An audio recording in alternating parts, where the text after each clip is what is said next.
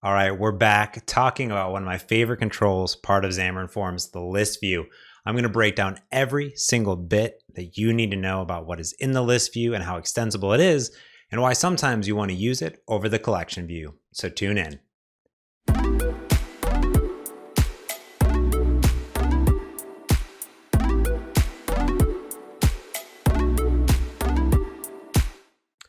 All right, before I get into this week's episode, big shout out to my friends over at Cinder Design Co. who sent me this awesome hoodie. I'm really excited. It's our 5-year anniversary of a design company formed by some of my best friends in the entire world. We go back over a decade. They're the reason that I have these awesome thumbnails, cool intro, outro videos, and all this cool branding on my Twitch stream, YouTube, and of course, my podcast with Soundbite FM.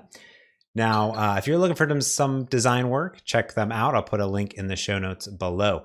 All right, well, let's get into it. I'm going to be talking about the list view. Yes, not the collection view. Why not the collection view? Everyone's all hyped on the collection view. Well, the list view is tried and true. Let's just be honest with you. The list view has been around since Xamarin.Forms V1. It works. It's optimized if you know how to turn on the correct settings. There's a lot of extensibility built in, like headers and footers and grouping and context actions.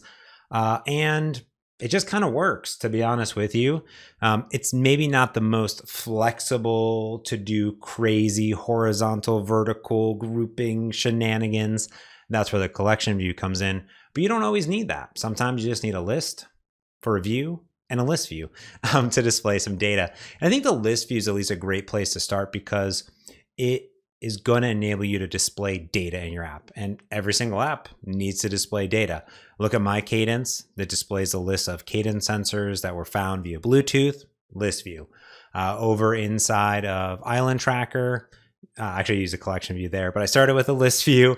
In many instances where I have friend requests, that is a list view. But the cool part though is that you can start with the list view and easily swap over to the collection view later. And that's something really important that we'll talk about because there's a lot of similar features. It's a lot harder going the other way, collection view back to list view, because it has limited functionality. Now in a future video, we'll go ahead and maybe upgrade what we're going to do today with said list view to a collection view, but we're just going to start over with the collection view. So let's take a look. All right, well, here we are inside of the Coffee application, and I've updated the ViewModel behind the scenes. So if you watch some of our previous episodes on MVVM 101, XAML 101, we had little button clicker events inside of here, and we kind of got rid of those so we can optimize and use our list view. So the first thing that I want to show you as I enter debug mode over here is that I have a observable range of coffee. So that's something that I created because we are building a coffee app at some point in life. We're going to do that. Instead, coffee has a roaster, a name, and an image associated with it. Now, after that, I've also created another one here called coffee groups. And this is a grouping of string coffee. Both the observable range collection and the grouping come from MVVM helpers.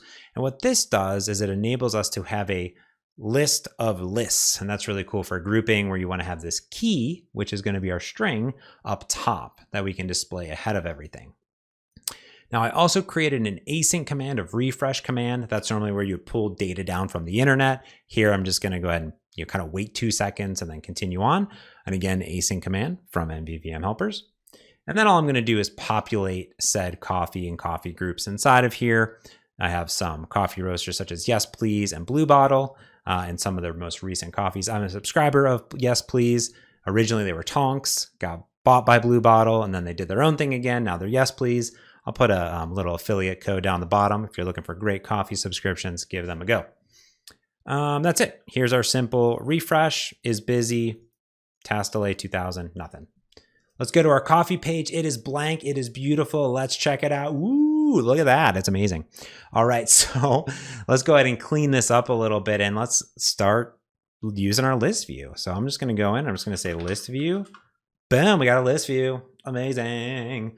All right, so there's nothing in there, but it is totally there. The cool thing about a list view is that it has background color, that you can set. It's going to fill the entire space as much as possible.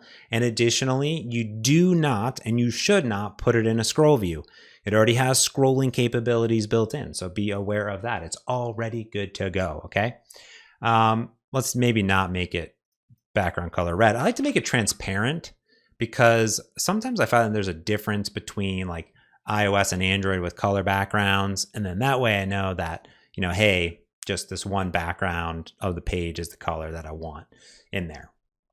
Okay, so let's go ahead and add some items. So what we can do is we could data bind it to our list of coffees, but I'll show you a nice little quick tip here. And here I'm going to go ahead and add a list view of item source. Item source is the observable collection array and IEnumerable of anything of items. It could be anything. Here I'm going to just put in a default display list of items. They are a string. I'm going to say item 1, item 2, item 3. Okay. And what's nice about this is that you can start to explore a little bit of the list view. So here I have the different items that are inside of here. I can tap around. The default background color will be a little bit different based on your application. And this is just going to toString whatever it is to display it. This default view cell is what Xamarin.Forms is using here inside the list view to display that item. Now, the nice thing about the list view is it's super customizable and you can do whatever you want with it. So for example, if you want to go ahead and start to modify the item template will enable you to modify said item. So for example, here is the list view item template, and that item template is going to enable us to give a custom view cell and data bind to properties on our items inside of it, okay? Now, every single list view item template or any item template is a data template, okay? Now, what I've done is I've copied in data template text cell. And if I type this by hand while I'm in the changes only hot reload, sometimes the app may crash because it gets into a weird state. So if you see that, it's kind of because you need to have these in place ahead of time. So kind of be aware of that, okay? So that's why I put this here. Now, every data template will take a view cell, or in this case, it could take a default text cell, switch cell, image cell. Those are built into Xamarin.Forms, or you can just have your own. We can take a look at the default ones. Here's a text cell, and I can do a binding here to dot, which would then display those items again, so nothing fancy. And this text cell binding dot is a binding directly to said item, okay? And again, it calls toString on it, and this is a string, and that works out perfect for us.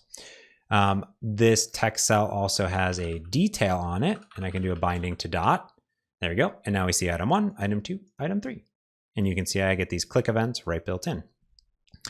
There is also a switch cell over here. So if I say switch cell, there we go.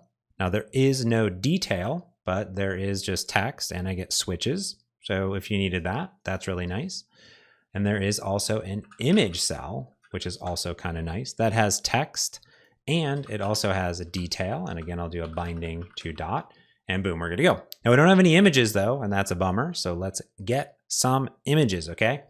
So let's delete this default item source, boom.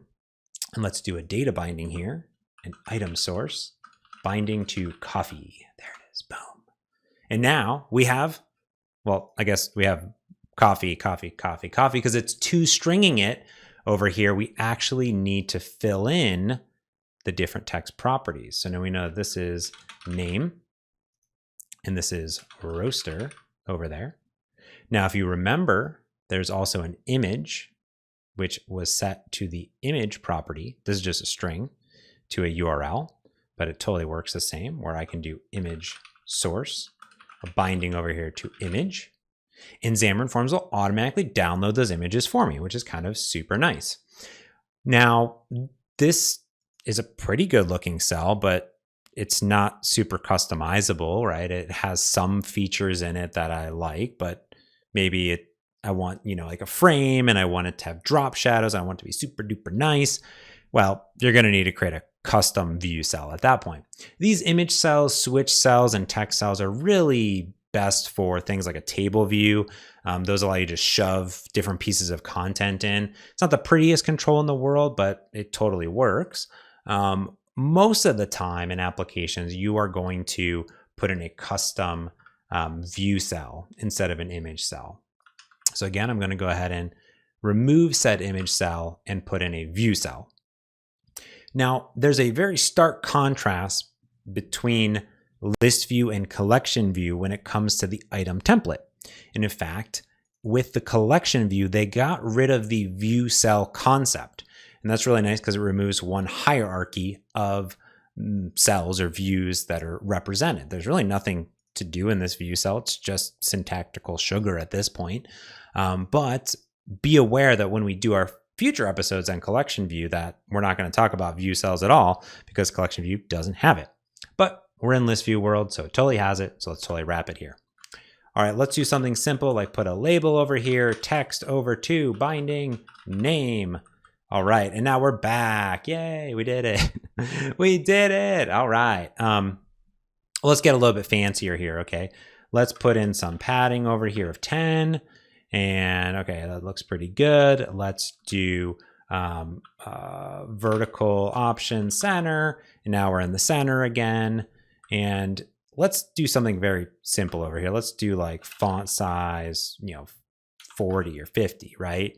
It's huge. Oh no, that's not good. There's something going on in our code. Font size 50, that's not good. Let's go ahead and refresh it over here and see why it got mad at us. And I'm pretty sure I know why. So when I set this over into 50, that's going to be a little bit too big for the view cell. So we're going to need to adjust that a little bit.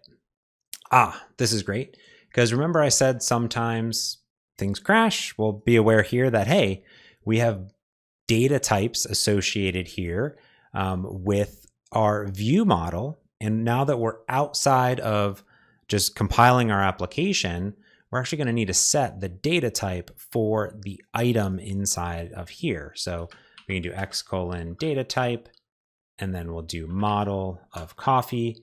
And now when we debug, it will know that that name property exists. When you're inside of hot reload, it doesn't really know anything about that. So it just kind of is going free and wild. So now it's going to go ahead and do this. So let's see here. Oh, okay. So we have some issues here. We can see is that this font size 50 is way too big. It's not displaying our item.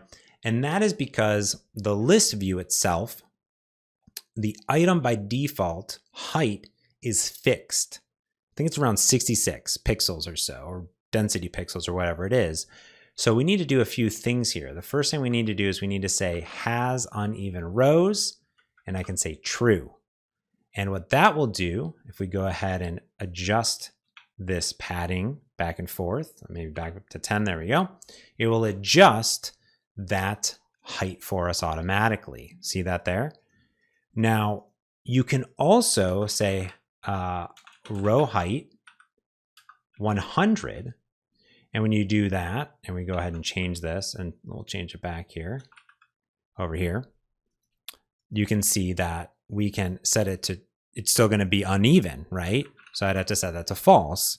So we have two different sizes here. If I set this back to 0, back to 10, now what we're going to see is that each item has 100 pixel or density pixel height associated with it.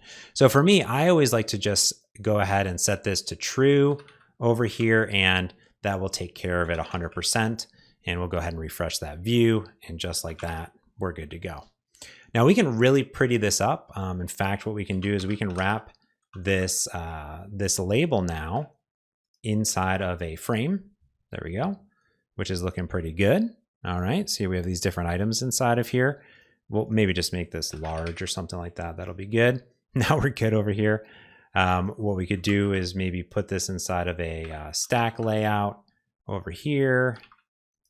Put that in there. Put this over here. There we go.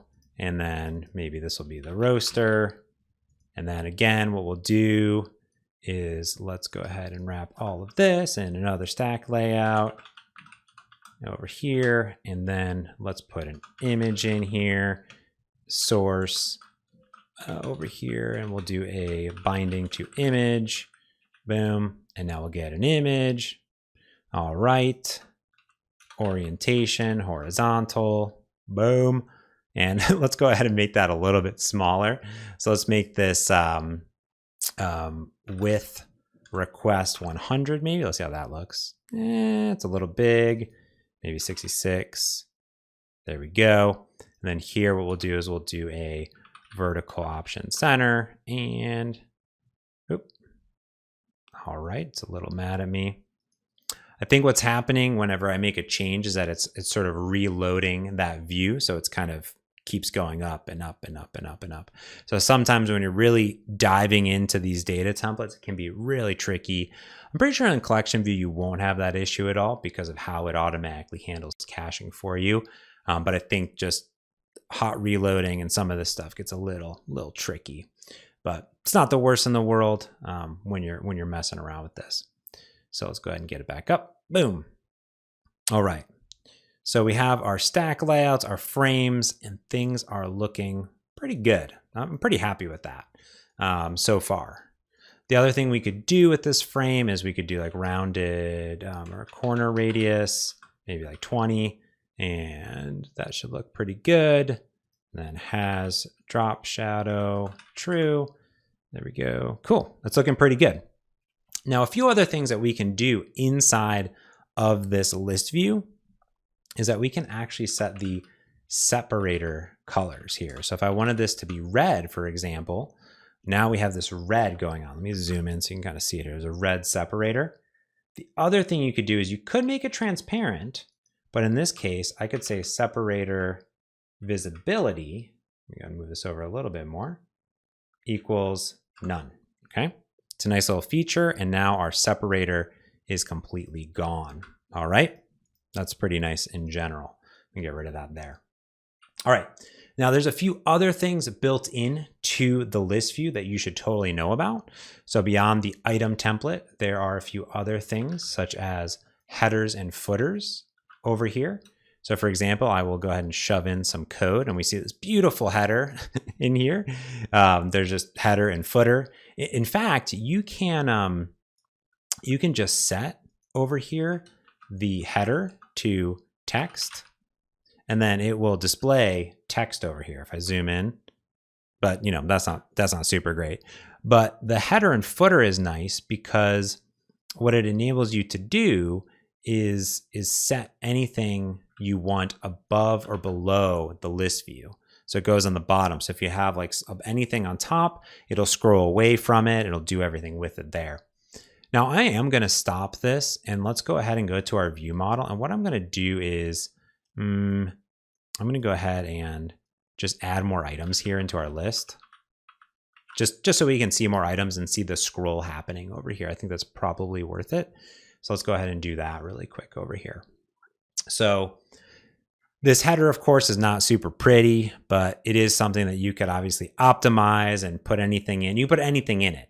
So that's the nice thing here. What I wanted to show straight from the documentation is you can put a header in, you can put labels in there, you can put images in there, you can put buttons in there. You can do anything you want. It's your day. It's your world. You know what I mean? Which is kind of nice. All right, so here we go. So now you can see the footer at the bottom, which is pretty cool.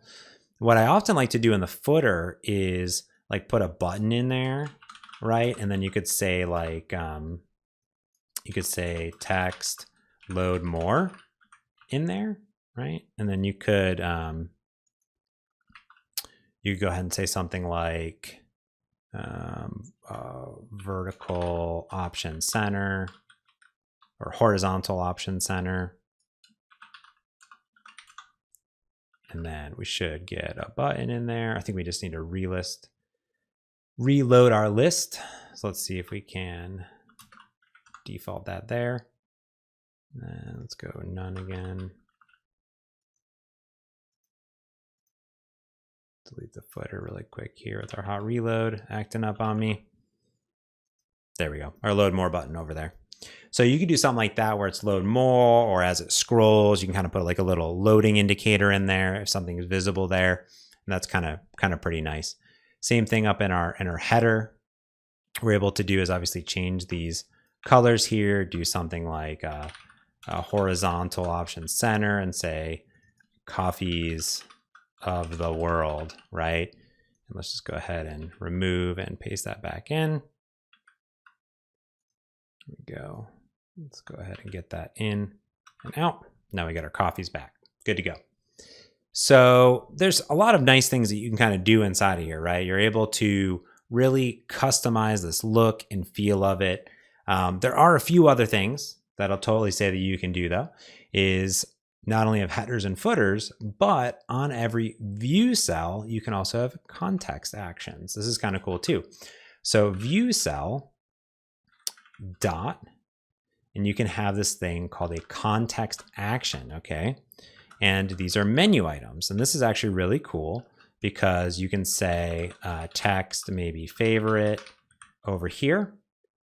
And now when I long press on this, or on iOS swipe left or right, it will actually show me favorite up top.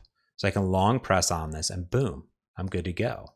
It's actually super neat, okay? You can also have multiple context menus in here. So you could say delete, for example, over here. When you long press now, favorite and delete.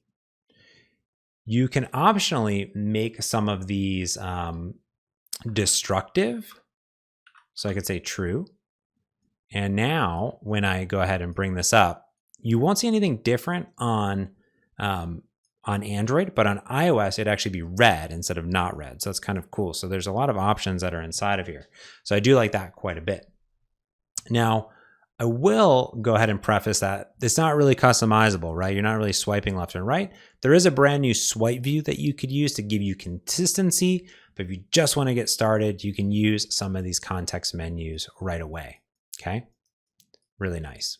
Now notice though, of course, that I'm still clicking around and we probably want to get access to those. But first, let's talk about group headers, okay?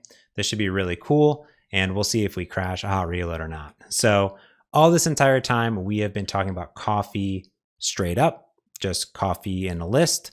Let's do coffee groups, okay? Boom. Now that should almost work. Well, there's two groups, so that actually kind of worked. There are two groups. But what we want to do is we want to say, is grouping enabled true? Ah, that's pretty cool. So when you have is grouping enabled, what this will do is it will say, hey, I'm going to realize that there is some sort of mechanism here that this is a list of lists. So the grouping object falls right in line here where there's a header, which here is just toStringing, and then the items inside of it. So we have yes, please, and blue bottle, and we can, of course, spice this up a bit. So for example, what we can do is is grouping enabled. We can also say group display binding, okay? Notice over here that we have is grouping enabled, short name binding. That's kind of if you want like the ABCD on the left, right, you can put those in there, and a header template. So you can also customize that header template. And then this display binding over here. And I'm going to do a binding to key, which a key over here is actually really nice because if we look at our grouping, peek to definition, we can see key is a string. But you can make it really complex, right? It doesn't have to be a string. You could have a coffee roaster, and that coffee roaster could have a bunch of information. I could have put coffees with the list of coffee, and then it could have had a bunch of information in it. So you could really make it complex because while this is a binding to a key, it's an object, and our object just happens to be a string. Now I could do a bunch of other things inside of here, such as add a ListView dot group header template, and I could add a group header template inside of there if I wanted to, or I could just use the default. All right, so what have we gone through thus far? Because it's been a lot, okay? We have list view, we have uneven rows or set rows. We have item sources with item templates with view cells, and those view cells can have context actions with them. You can have groupings, and here we have groupings inside of our coffees by the display name that's on there. You can have headers, you can have footers. They can be whatever you want them to be inside of there. Inside of that item template, again, it can be super customizable, or you can use the built-in ones. And of course, you can show or hide that separator visibility.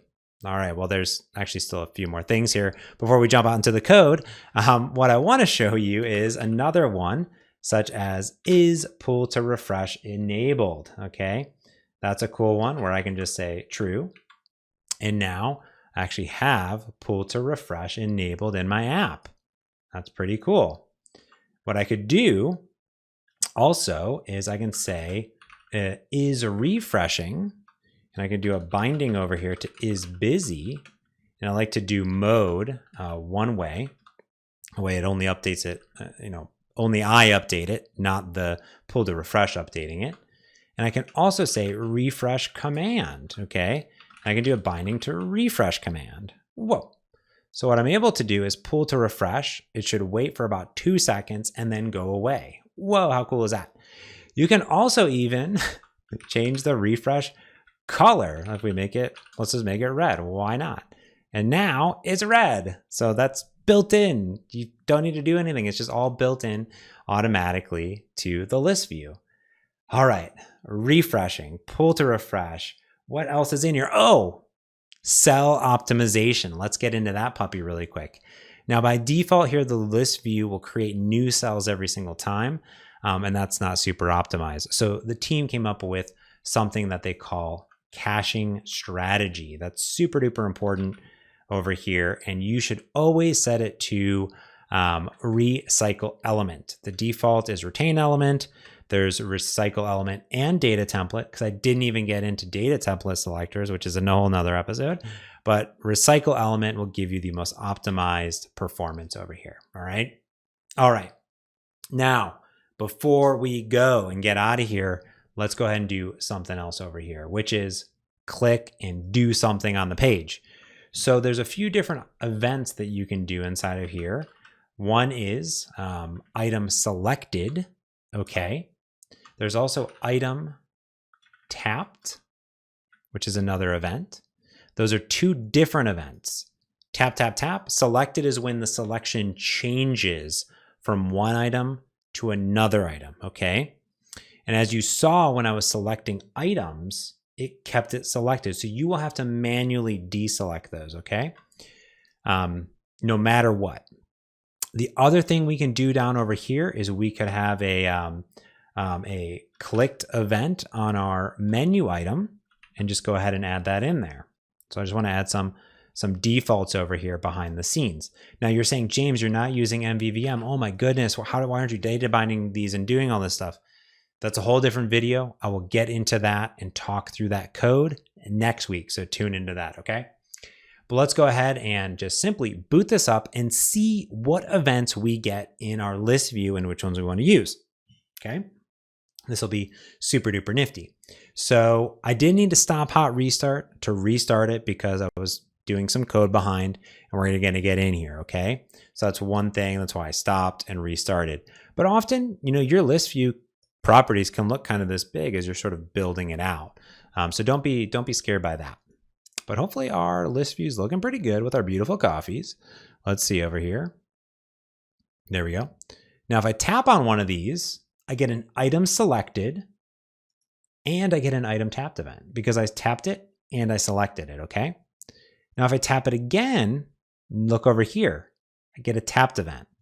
So you can decide if that's how you want to use it, right? You'll only get a selected event when it changes the selection. But regardless, you will probably want to deselect it over here. Now, the other thing's true here. If I long press, I didn't get an item tapped event. I'm still have this one selected. And I can now hit favorite and boom, I get a menu item clicked. Now, when I go in over here, we can see that I actually get nothing in here. There's a sender here. There's a menu item.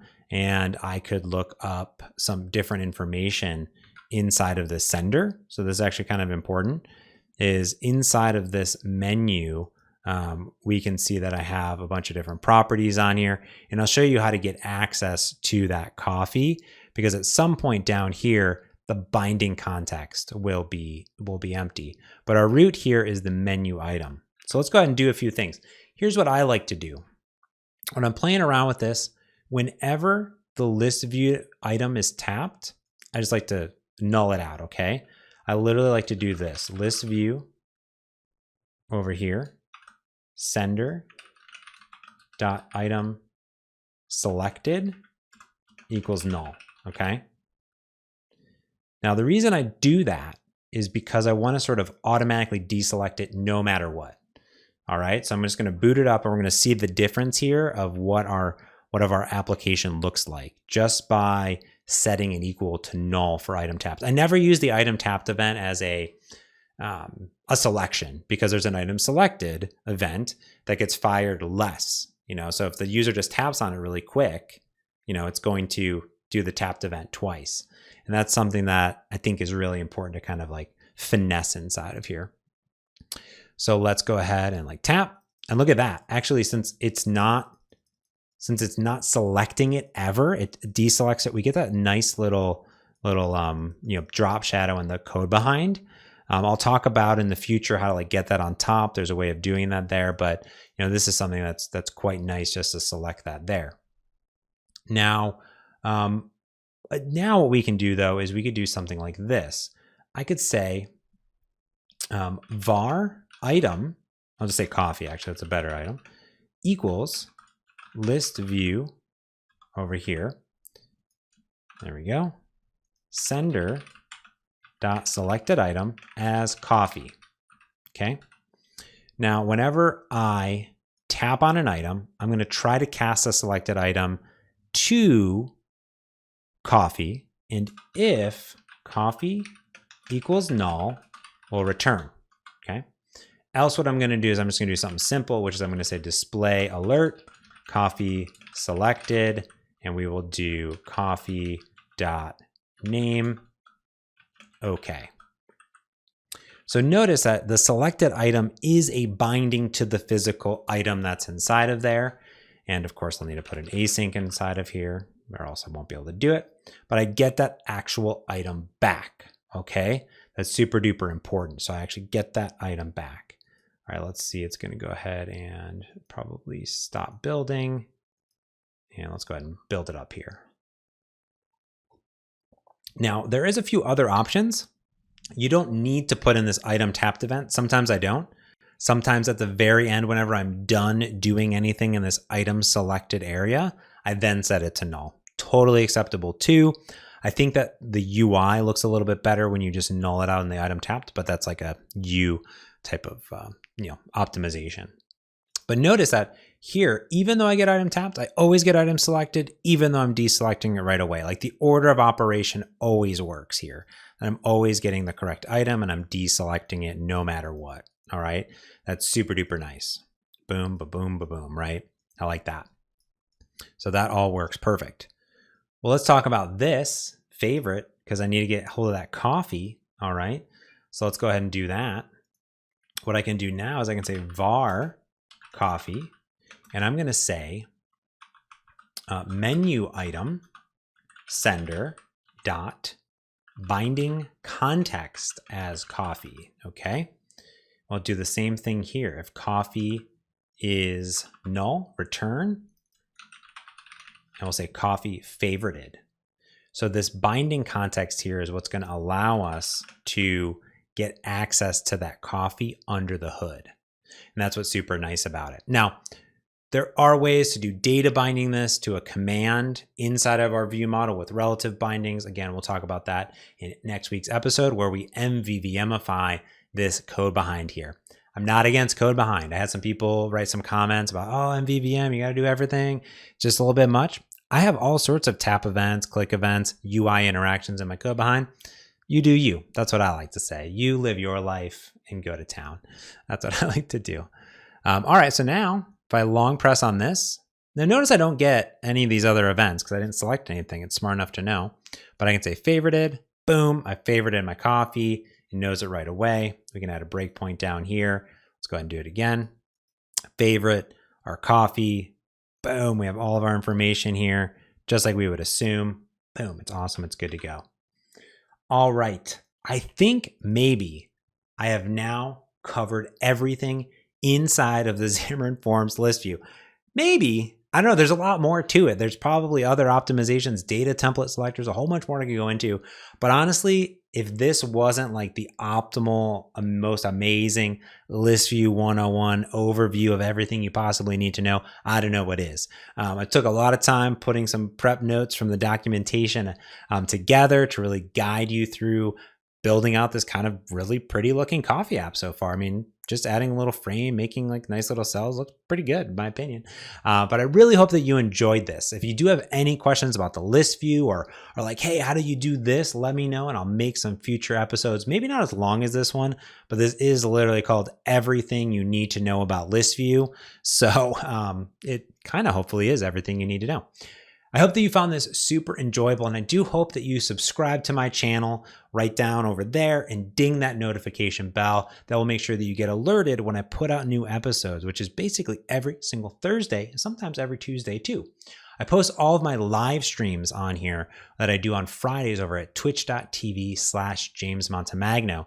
I've been building out some really cool applications over there, such as a Peloton app cloning the UI of the Peloton fitness app. That's been quite fun. And you can find those previous episodes on the Peloton cloning app live stream playlist, which is nice. If you have any questions about anything, please reach out. Let me know. Put them in the comments below. Until next time, thanks for watching.